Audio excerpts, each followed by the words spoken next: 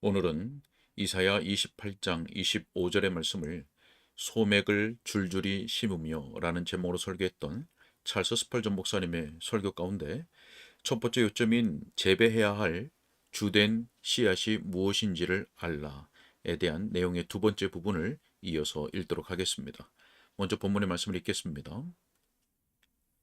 지면을 이미 평평히 하였으면 소회향을 뿌리며 대회향을 뿌리며 소맥을 줄줄이 심으며 대맥을 정한 곳에 심으며 귀리를 그 가에 심지 아니하겠느냐. 아멘. 자, 설교 내용을 읽도록 하겠습니다. 자, 이 농부는 지혜로웠습니다. 왜냐하면 그는 그렇게 하기에 가장 합당한 것을 주된 것으로 삼았기 때문입니다. 물론 대맥, 보리도 식량으로서 매우 유용합니다. 많은 민족들이 보리빵을 먹고 살아왔고 또한 건강하게 살아왔습니다. 그리고 귀리도 많은 사람들에게 영양소가 되어 왔습니다. 사람들은 호밀이나 다른 곡물들을 제한적으로 섭취하였어도 기아로 죽지는 않았습니다. 자, 하지만 다른 무엇보다도 제게는 좋은 밀로 만든 빵을 주십시오. 귀리가 매듭이 많은 울퉁불퉁한 지팡이라면 밀은 보행을 돕는 상당히 훌륭한 보조 지팡이와 같으며 그것을 가지고서 우리는 즐겁게 인생을 헤쳐나갈 수 있습니다. 사람들에게 충분한 빵을 제공하기만 한다면 왜 그들이 불평을 하는 것일까요? 물론 저는 사람들이 불평할 것이라고 여깁니다. 이스라엘 백성들이 광야에서 만나를 먹었을 때에도 그들은 그것을 하찮은 음식이라고 불평했으니까요. 형제들이여, 동양의 이 농부는 미리 사람을 위한 양식으로 가장 적당하다는 것을 알았으며 그래서 그는 그보다는 열등한 곡물, 즉 밀의 대용물로 사용할 수 있는 곡물을 으뜸가는 위치에 두지 않았습니다. 오히려 그는 가장 적당한 것, 즉 소맥을 가장 중요한 위치에 심었던 것입니다. 그는 대맥이나 귀리에 대해서 주된 대맥 혹은 주된 귀리라고 생각하지 않았습니다. 주된 소회향이라거나 주된 대회향이라고 더더욱 생각하지 않았습니다. 그는 오직 소맥에 대해서만 주된 소맥이라고 생각했습니다. 형제들이여, 하나님과 그리스도를 알기 위하여 또 인간의 마음과 정신과 영혼을 위하여 가장 합당한 것으로는 무엇이 있을까요? 다른 정신적인 양식들, 예를 들어 지식의 과일들과 과학의 음식들은 비록 훌륭한 것이기는 해도 우리의 인간성 전체의 골격을 세우기에는 열등하고 부적합한 영양소입니다. 만일 제가 제 하나님과 저의 구주를 얻을 수 있다면 저는 나의 천국과 나의 모든 것을 발견한 것입니다. 내 영혼은 아버지와 아들과 성령에 관한 진리의 작은 빵 조각을 앉아서 섭취할 것이며 그 양식을 먹고 사는 것에 큰 만족을 누릴 것입니다. 우리가 하나님을 더 많이 알아가고 더욱 그분을 즐거워하며 더욱 그분을 닮아가고 더욱더 그리스도가 우리의 일용할 양식이 될수록 우리는 이 모든 것이 새로 태어난 영혼에게 적합하다는 것을 인식할 것입니다. 사랑하는 이들이여, 불멸의 영혼을 위하여 가장 적합한 주제를 당신의 가장 중요한 문제로 삼으십시오. 자, 또한 이 농부가 지혜로웠던 이유는 그가 가장 유익한 것을 으뜸 가는 것으로 삼았기 때문입니다.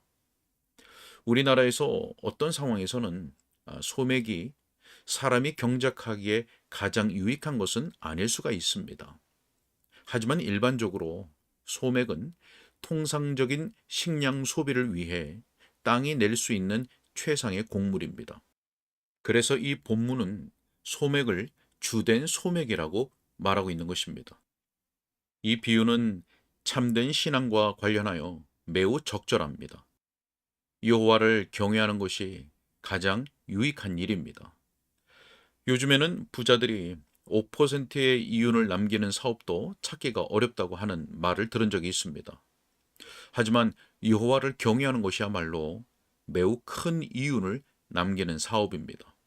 그것은 100% 아니 1000% 훨씬 이상의 유익을 가져다 주기 때문입니다. 이 사업에서 사람은 아무런 자본도 없이 시작합니다. 사실 그는 종자를 빚으로 얻어서 시작하는 것이며 그럼에도 그는 가난한 농부로서는 꿈꾸지 못할 이윤을 남깁니다.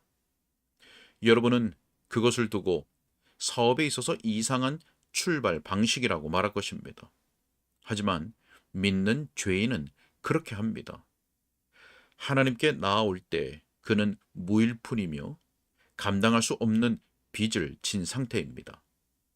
주님께서 그의 무거운 죄의 빚을 면제해 주십니다. 그런 다음 그 믿는 자는 또 다른 종류의 빚으로 점점 무거워짐으로써 부유해지는데, 또 다른 종류의 빚이란 바로 죄의 빚이 아니라 감사의 빚입니다. 그는 그의 위대하신 주님께 갈수록 신세를 지며 마침내 그 빚의 한도가 얼마인지 상상도 할 수 없을 정도가 됩니다. 이것이 그를 근심하게 만들지도 않습니다. 그는 가난을 사랑하게 되는데 그것이 그로 하여금 하늘의 보화를 사용할 수 있도록 해주기 때문입니다. 그는 심지어 하나님의 주권적인 은혜에 더욱더 빚진 자가 되기를 열망합니다. 그의 열망은 그의 감사의 빚을 늘리는 것이며 이제는 그 열망이 그를 압도합니다. 그는 자신이 가난하다고 느낄수록 부유해지고 자기 자신의 개인적인 연약함을 알수록 더 강해집니다. 이 사업에서는 파산이 오히려 큰 부를 가져다 주고 거지들이 높이 올라 왕자들 자리에 앉습니다. 자, 우리의 죄의 짐을 무상으로 면제받았기 때문에 우리는 넘치는 은혜로 인하여서 크게 부요하게 됩니다. 천국도 우리의 소유가 되고 그리스도와 하나님도 우리의 것이 됩니다. 모든 것이 우리의 것입니다. 자, 이 얼마나 멋진 거래인지요. 이와 같은 거래는 달리 있었던 적이 없습니다. 빈털터리 죄인이 충만하신 구세주와 거래를 할 때 그는 하나님의 모든 충만으로 채워지기 때문입니다. 정녕 영혼을 부요하게 하는 그리스도와의 교제가 우리의 으뜸가는 관심사가 되어야 합니다. 자, 또한 경건을 주된 소맥으로 삼으십시오. 그보다 더 수지 맞는 일이 없기 때문입니다. 경건은 금생과 내생에서 유익이 있습니다. 경건은 인간의 몸을 위해서도 복입니다. 그것이 사람을 술 취함과 다른 악덕에 빠지지 않도록 하기 때문입니다. 물론 경건은 사람의 영혼에도 복입니다. 이것이 그 영혼을 행복하고 순수하게 만들기 때문입니다.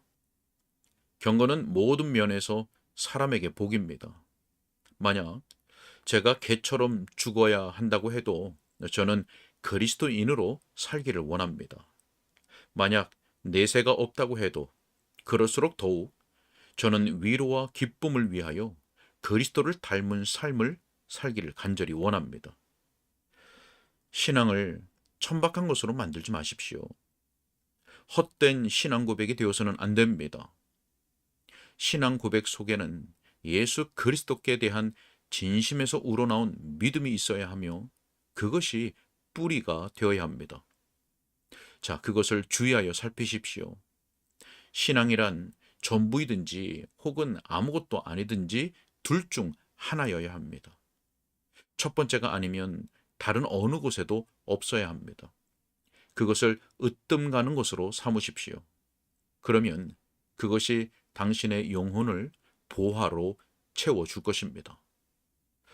여러분이 보다시피 이 농부는 주된 작물을 선택했다는 점에서 올바른 씨앗을 주로 돌봐야 할 대상으로 삼았다는 점에서 옳았습니다. 저는 그가 이 문제로 어떤 논쟁도 하지 않을 것이라고 상상합니다. 그는 소맥이 그의 주된 작물이 되어야 한다고 확실히 느꼈고, 그래서 거기에 관심을 집중했습니다. 저는 사람들이 그리스도께 마음을 드릴 가치가 있는지를 두고 논쟁하는 것을 들으면 참을 수가 없습니다. 신앙의 가치에 의문을 제기하는 사람들은 결코 그런 일을 시도하지 않습니다.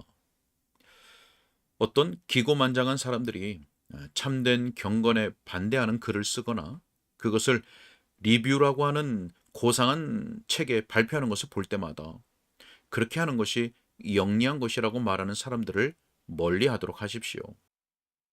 여러분은 거듭나지 못한 철학자의 그 지혜로운 평론을 귀먹은 자가 음악에 대해 좋은 글을 쓴 것으로 간주하면 되겠습니다. 거듭나지 못한 사람은 거듭난 사람을 이해할 수 없습니다. 그에게는 지식을 얻을 수 있는 능력이나 재능이 없습니다. 육적인 사람은 하나님께 속한 일들을 전혀 알 수 없기 때문입니다. 그런 일들은 영적으로라야 분별되며 육적인 사람에게는 영적인 일들을 분별할 영이 없습니다. 거듭나지 못한 사람은 어떠한 영적인 지식과 판단력도 갖지 못합니다. 육으로 난 것은 육이요 영으로 난 것은 영이라. 네가 거듭나야 하리라.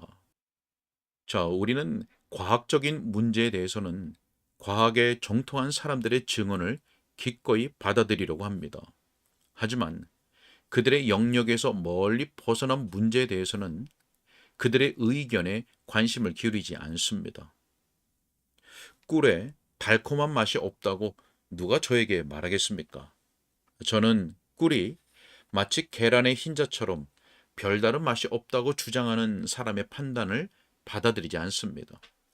저는 오히려 그렇게 사람을 속일 수 있는 미각을 이상하게 여길 뿐입니다. 사람이 맛을 분간할 힘을 잃어버리기도 하지요. 자, 그런 사람의 판단에 무슨 가치가 있겠습니까? 제가 한 조각의 꿀송이를 제 입에 넣습니다. 그러면 달콤함을 맛본 제 경험 자체가 그 맛을 불신하게 만드는 모든 견해에서 저를 떠나게 만들 것입니다. 어떤 사람이 경건에 달콤함이 없다고 말할 때 저는 속으로 미소를 지으며 그를 위해서는 눈물을 흘립니다.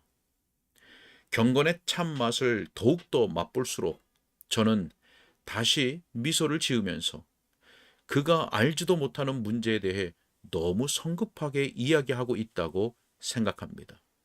자, 그렇습니다.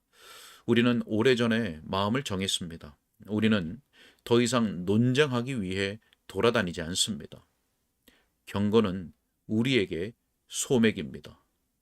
우리는 경험으로 그것을 압니다. 우리는 귀한 생명의 말씀을 맛보았고 또 만져보았습니다. 그 동량의 농부가 소맥을 중요한 것으로 확신했던 것처럼 우리도 그렇게 확신합니다. 자, 그러므로 우리는 하나님의 도우심을 따라 다른 사람들이 가라지나 독보리를 뿌린다고 해도 앞으로도 소맥을 심을 것입니다. 자, 지금까지 첫 번째 요지에 대해 충분히 말했습니다. 중요한 것이 무엇인지를 알았다는 점에서 그 농부는 우리에게 교훈을 줍니다. 아멘. 여기까지 읽겠습니다.